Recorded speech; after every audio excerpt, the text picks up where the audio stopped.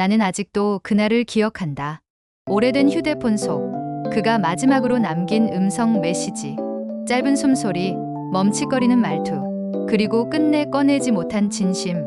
그날 이후로 연락은 끊어졌다. 그는 사라졌고 나는 살아가면서도 한 번도 제대로 놓지 못했다. 시간은 흘렀다. 노력한다면 잊을 수 있을 거라 믿었지만 사람의 마음은 나이가 든다고 무뎌지는 게 아니었다. 계절이 몇 번이나 바뀌고 내 머리에도 서리가 조금씩 내려앉던 어느 날 우연히 서랍을 정리하다가 그 휴대폰을 다시 꺼냈다. 배터리는 이미 닳아 있었고 전원은 켜지지 않았다. 그래서 그냥 서랍에 다시 넣으려던 순간 왜인지 모르게 오늘은 버릴 수가 없었다. 케이블을 찾아 전원을 연결했다. 화면에 희미하게 불이 들어왔다. 그리고 마지막으로 재생했던 음성 메시지 화면이 그대로 떠 있었다. 다시 듣지 않으려 했던 말. 하지만 손가락은 어느새 재생을 누르고 있었다. 그의 목소리. 바람이 스치는 듯한 낮은 숨. 담담하게 말하려 애쓰지만 끝내 떨리는 어조. 바보처럼 말 못하고 가는 거 알아. 그러니까 이걸 듣고도 날 미워하지 않아도 돼. 그냥 기억만 해줘. 내가 행복하기를 바랄게. 그런데 이번에는 메시지가 끝난 뒤 몇 초의 침묵이 이어졌다. 예전에는 몰랐던 구간. 아주 작게 누군가의 소리가 들렸다. 나는 순간 멈칫했다. 볼륨을 높였다. 노이즈 속에서 여자의 목소리가 섞여 있었다. 익숙한 목소리였다.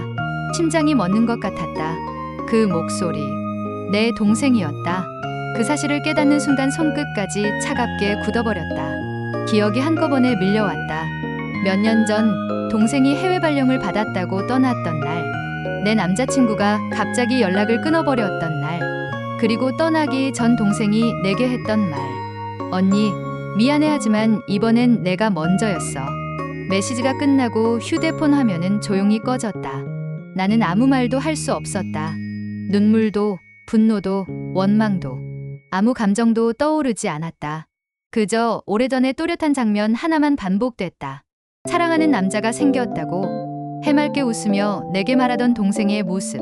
그날 나는 그녀의 행복을 진심으로 축하해줬었다. 그 모습까지 떠올랐을 때 비로소 이해했다. 나는 휴대폰을 조용히 덮었다. 그리고 이번엔 정말로 서랍 속 깊이 넣었다. 동생이 떠난 이유. 나는 아직도 그날을 기억한다. 언니가 알면 절대 용서하지 못할 진실을. 결국 내가 먼저 선택해버린 나를. 그 사람을 처음 만난 건 언니보다 내가 먼저였다. 하지만 그때의 나는 너무 어렸다. 좋아한다는 말을 할 용기도 사랑을 지킬 자신도 없었다. 그래서 그냥 멀리서 바라보기만 했다.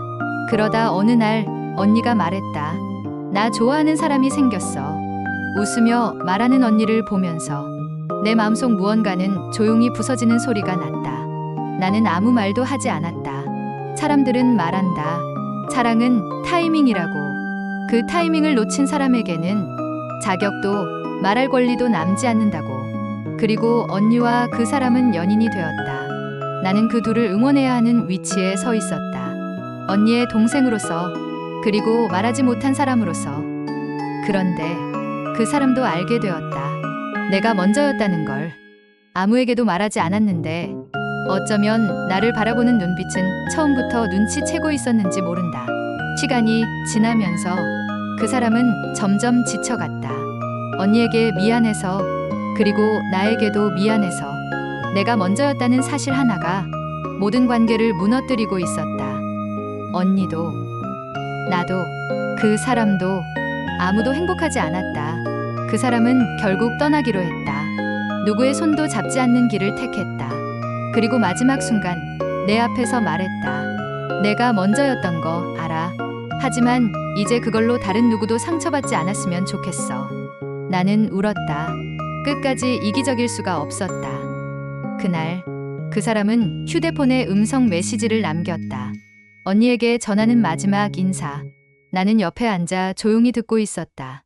그 사람의 목소리를 들으면서도, 언니를 떠올리면서도, 내가 원래 자리였다는 사실로 스스로를 더 미워하면서도. 메시지가 끝났을 때 나는 울음을 참지 못했다. 아무도 듣지 못할 울음이라 생각했다. 그런데 그게 녹음에 남아있었을 줄은 몰랐다. 몇 년 뒤 언니가 그 메시지를 다시 듣게 될 거라는 것도 몰랐다. 그리고 내가 떠나던 날 언니에게 남긴 말. 언니, 미안해하지만 이번엔 내가 먼저였어. 그 말은 언니에게 상처를 주기 위해서가 아니었다. 내가 평생 짊어지고 갈 죄책감이었다. 언니는 모르는 것 같았다. 그 사람과 함께 떠난 게 아니라는 걸. 나는 혼자 떠났다. 그 사람은 끝까지 내 손을 잡지 않았다. 남자가 떠난 이유, 사랑을 한다는 건 누군가를 선택하는 일이 아니라 누군가를 포기하는 일일 때가 있다. 나는 아직도 그날을 기억한다. 두 자매의 웃음소리 속에서 처음 느꼈던 따뜻함을. 그녀를 처음 만난 날, 사람을 이렇게 좋아하게 될 수 있구나 생각했다. 그런데 그보다 조금 더 빨리 내 마음을 알아본 사람이 있었다. 동생이었다. 동생은 말하지 않았다. 하지만 나는 눈치챘다. 나를 바라보던 눈빛, 숨기려 해도 숨겨지지 않는 떨림. 그때 내가 조금 더 어른이었다면 그 아이에게 확실하게 말했어야 했다. 먼저 정리했어야 했다. 하지만 나는 그렇게 하지 않았다. 그저 시간이 답을 줄 거라 믿었다. 그리고 시간이 흘러 나는 언니를 사랑하게 되었다. 행복했다. 하지만 동시에 불행했다. 내가 손을 잡은 순간 다른 손을 놓아버린 사람이 있음을 알고 있었기 때문에 처음엔 이야기하려 했다. 하지만 말하지 못했다. 그 사실을 알게 되면 두 사람 모두 상처받을 걸 알았기 때문에. 언니는 나를 사랑했고 동생은 나를 잊지 못했고 나는 둘 중 누구도 행복하게 해줄 수 없었다. 결국 관계는 서서히 무너지기 시작했다. 누구의 잘못도 아니었지만 누구의 잘못이 아니라고 말해도 아무도 위로받을 수 없었다. 그래서 나는 떠나기로 했다. 누구의 손도 잡지 않은 채, 누구의 편도 서지 않은 채, 둘 다 놓아주는 게 유일한 구원이 될 거라 믿었다. 마지막 인사도 남기지 않고 사라지는 건 비겁하다고 생각했다. 하지만 직접 만나서 말하면 둘 중 어느 한 사람의 눈물을 먼저 닦아주게 될 것 같았다.